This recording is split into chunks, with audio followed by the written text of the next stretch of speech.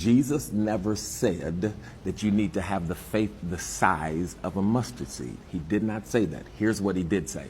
In Matthew chapter 17, there's a man who brings his sick son to be healed. He comes to the disciples, and the disciples cannot do anything. And then he sees Jesus, and he says, my son is having seizures, and he's demon possessed, and he's throwing himself in the water and the fire. And this is how Jesus responds.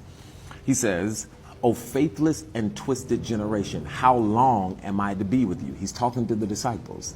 He says, "How long am I to bear with you? Bring him here to me." And Jesus rebuked the demon, and it came out of him, and the boy was healed instantly. Then the disciples came to Jesus privately and said, "Why could we not cast it out?" And Jesus said to them, "Because of your little faith.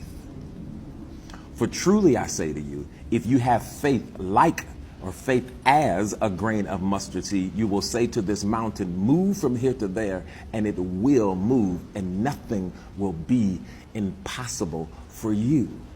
Jesus isn't describing the size of faith. He's describing a type of faith.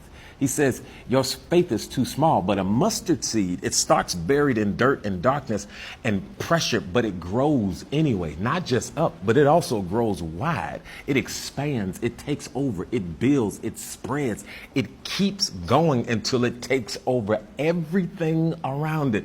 And you want to know why? Because mustard seeds don't depend on its environment. It depends on the sun, S-U-N. This is the kind of faith that Jesus wants us to have, a faith that depends on the Son, S-O-N.